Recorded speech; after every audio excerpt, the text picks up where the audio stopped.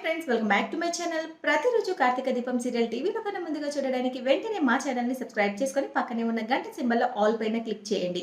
అప్పుడే నేను పోస్ట్ చేసే వీడియోస్ మీరు మిస్ కాకుండా నోటిఫికేషన్ ద్వారా చూడగలరు. ఇక సీరియల్లోకి వెళ్తే కార్తీక దీపం సీరియల్లో దీప, కార్తీక్ ఇద్దరు కలిసి సూరజ్ని జ్యోత్స్నకి బుద్ధి చెప్పడానికి చాలా గట్టి ప్రయత్నమే చేస్తారు. అయితే జ్యోత్స్నకి ఎలాగైనా బుద్ధి చెప్పాలని సూరజ్ కూడా అనుకున్నాడు కాబట్టి వాళ్ళిద్దరికీ కోఆపరేటివ్‌గా ఉంటూ జ్యోత్స్న తలపొగరు అణచడానికి ఆఫీస్‌లో సిద్ధపడిపోతున్నాడు సూరజ్. మరసలు ఏం జరిగింది?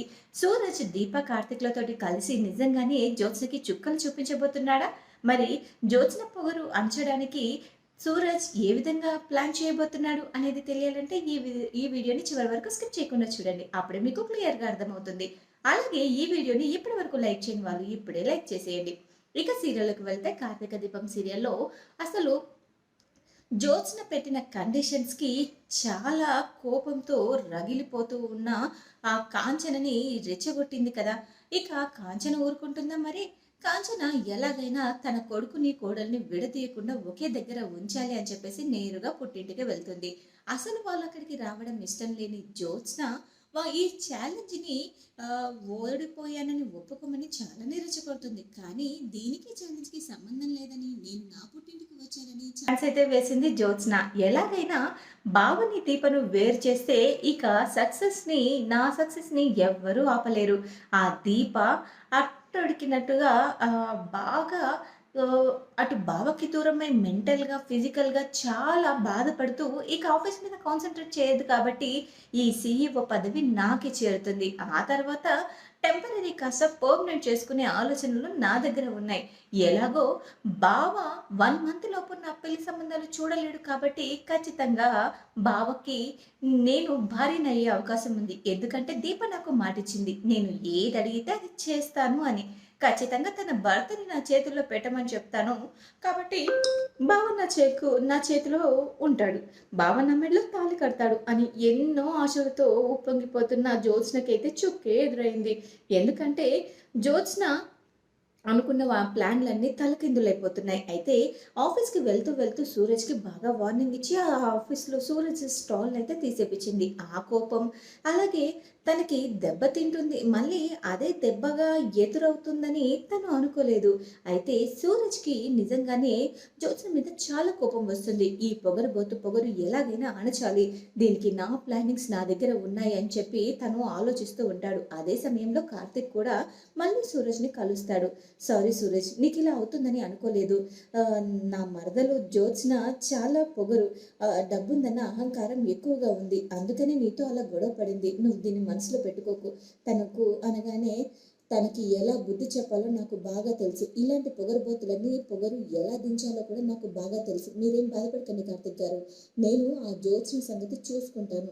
తన పొగరు ఎలా ఉంచాలో నాకు బాగా తెలుసు అని చెప్పేసి అనగానే ఇలాంటి మంచి వ్యక్తి, అలాగే ఇలాంటి ఆత్మాభిమానం ఉన్న వ్యక్తి అయితేనే ఆ జ్యోత్స్నకి కరెక్ట్ మొగుడవుతాడు. అంటే జ్యోత్స్న మెడలో ఈ సూరజ్‌తో తాళి కట్టిస్తే జ్యోత్స్న మెంటాలిటీ అండ్ తన నేచర్ మారడమే కాకుండా తను ఆహ్, ఖచ్చితంగా ఈ సూరజ్ జ్యోత్స్నని తనకు నచ్చినట్లుగా మార్చుకుంటాడు. తన పొగరుని అణిచివేస్తాడు. అలాగే జ్యోత్స్నలో కూడా మార్పు వస్తుంది.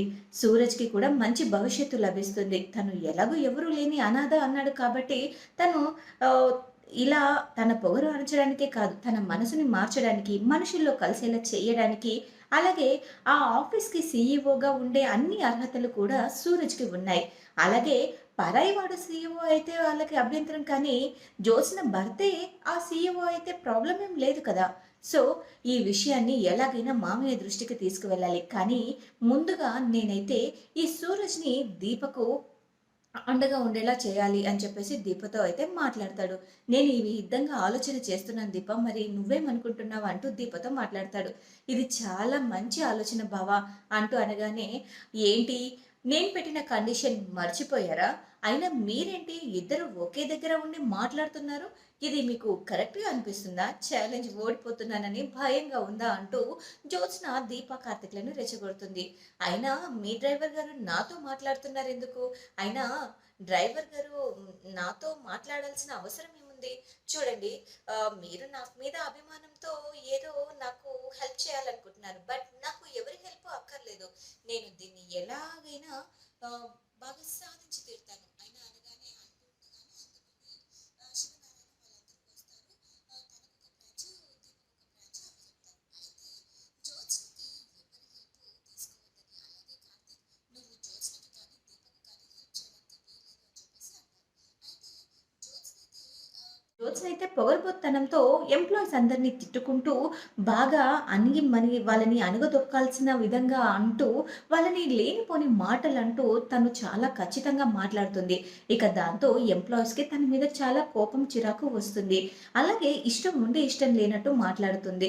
ఈ పని చేస్తారు. అలాగే వాళ్ళు పని చేస్తే ఎంత, పని చేయకపోతే ఎంత, వాళ్ళు నా కాళ్ళ కింద పనిచేసే చెప్పు లాంటి వాళ్ళు అంటూ చెప్పులాగా కంపేర్ చేసి వాళ్ళనైతే తన చెప్పు చేతుల్లో ఉంచుకొని పని చేయించాలి అనుకుంటుంది.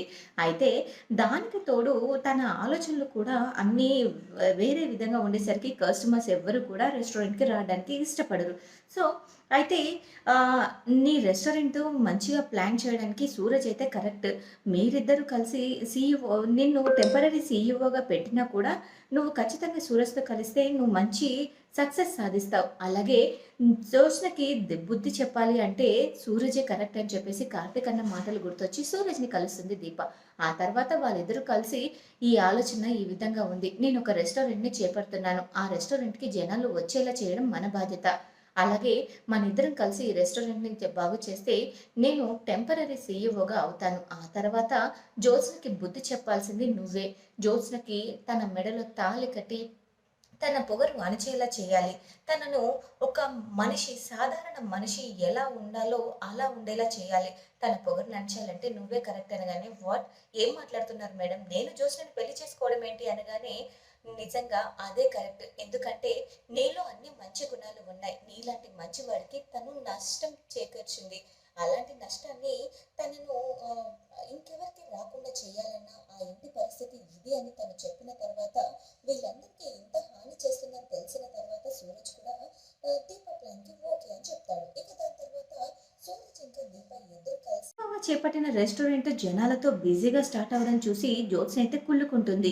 దీనికేంటి ఇంత ఫ్యాన్ ఫాలోయింగ్ ఉంది. ఏది చేసినా ఇది సక్సెస్ అవుతుందేంటి? నేనెందుకు సక్సెస్ అవ్వలేకపోతున్నాను అని చూస్తూ ఉండగానే సూరజ్, దీప ఇద్దరు కలిసి ఆ రెస్టారెంట్‌ని బాగా నడిపించడం, అలాగే కస్టమర్స్‌ని రిసీవ్ చేసుకోవడం అంతా చూసి ఇదేంటి వీడు ఇక్కడున్నాడు. అయినా దీనికి వీడెలా తెలుసు? బావకి తెలుసన్నాడు కదా!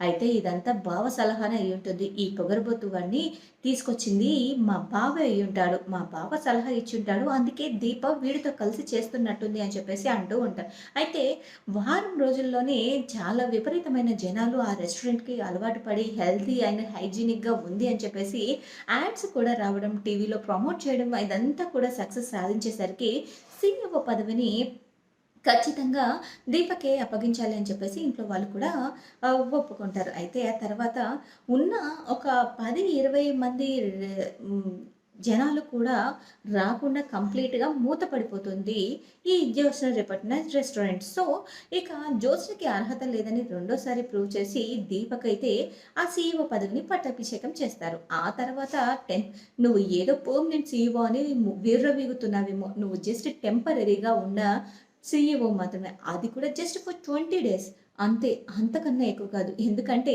పెళ్ళైన తర్వాత ఎలాగో బావే నా భర్త అవుతాడు. నా భర్త సీఈఓ పదవిలో కూర్చుంటాడు. నా భర్త సీఈఓ పదవిలో కూర్చుంటే నాకేం అభ్యంతరం లేదు కదా! అని చెప్పేసి జ్యోత్స్న తలతిక్కగా వాగుతుంటే, ఇక ఆ తర్వాత జ్యోత్స్న మెడలో తాళి కట్టిస్తానన్న ఆలోచన గుర్తొచ్చిన కార్తీక్ వెంటనే తన ఆలోచనని చెప్తాడు. సూరజ్‌నైతే ఇంట్లో వాళ్ళందరికీ పరిచయం చేస్తాడు. అయితే ఏకంగా తను సుమిత్ర ఇంకా దశరథ ఇద్దరు కలిసి ఇలాంటి అబ్బాయి మనకు అల్లుడైతే చాలా బావుంటుందని చెప్పేసి జ్యోత్స్నకి ఏమంటావు కాంచన? ఏమంటావు సుమిత్ర? అంటూ దశరథ్ అయితే సుమిత్రని అడుగుతాడు. చాలా బావుందండి ఆలోచన. అసలు నిజం చెప్పాలంటే నాకు ఇదే ఆలోచన వచ్చింది. వీళ్ళిద్దరికీ పెళ్లి చేస్తే నా కూతురు చాలా బావుంటుంది. నా కూతురి కాపురం చాలా బావుంటుంది. అతను చాలా నెమ్మదస్తుడు. అలాగే జ్యోత్స్న ఏదైనా పొరపాటున అన్నా కూడా తనకి బుద్ధి చెప్పి తన వైపు కరెక్ట్‌గా ఉండేలా చేసుకుంటాడు. జ్యోత్స్నని ఖచ్చితంగా మారుస్తాడు. జ్యోత్స్నకి ఎటువంటి హాని కల్పించకుండా తనకు బుద్ధొచ్చేలాగా చేస్తాడు. నిజానికి నా కూతురు చాలా మంచిది. కాకపోతే అప్పుడప్పుడు కొంచెం మొండిగా చేస్తుంది. ఆ మొండితనం కంట్రోల్‌లో ఉండాలంటే ఇలాంటి వాడే కరెక్ట్. తనకి టైం చూసి సూరజ్‌కి ఇంకా జ్యోత్స్నకి ముడిపెట్టాలని ఉందండి. ఈ విషయం మామయ్య గారితో కూడా చెప్పండి అంటూ అనగానే మామయ్య గారు వస్తారు. "వచ్చారా మామయ్య గారు?" అనగానే, "వచ్చానమ్మా. నువ్వు అన్నదంతా విన్నాను. ఖచ్చితంగా నాకు కూడా ఇదే ఆలోచన కరెక్ట్ అనిపిస్తుంది. జ్యోత్స్న జీవితం చాలా బావుంటుంది. ఆ తర్వాత సూరజ్‌ని సీఈఓగా కూర్చోపెట్టొచ్చు. ఎటువంటి అభ్యంతరం ఉండదు" అనగానే, "చాలా కరెక్ట్‌గా చెప్పారు తాతయ్య గారు" అంటూ దీప కూడా వస్తుంది. ఇక చూడండి మరి తర్వాత ఎపిసోడ్‌లో ఏం జరగనుందో. ఇలా జరిగి జ్యోత్స్న విషయంలో దీప, సూరజ్‌లు కలిసి సక్సెస్ అవ్వాలని, అలాగే సూరజ్ జ్యోత్స్నకి బుద్ధి చెప్పడానికి జ్యోత్స్న మెడలో తాళి కట్టాలని కోరుకునే వాళ్ళు యెస్ అని కామెంట్ చేయండి. ఈ వీడియో గనుక మీకు నచ్చినట్లయితే లైక్ చేసి, షేర్ చేయండి. మా ఛానల్‌లోని మరెన్నో లేటెస్ట్ అప్డేట్స్ కోసం వెంటనే మా ఛానల్‌ని సబ్స్క్రైబ్ చేసుకొని పక్కనే ఉన్న గంట సింబల్‌లో ఆల్ పైన క్లిక్ చేయండి. Thanks for watching my video.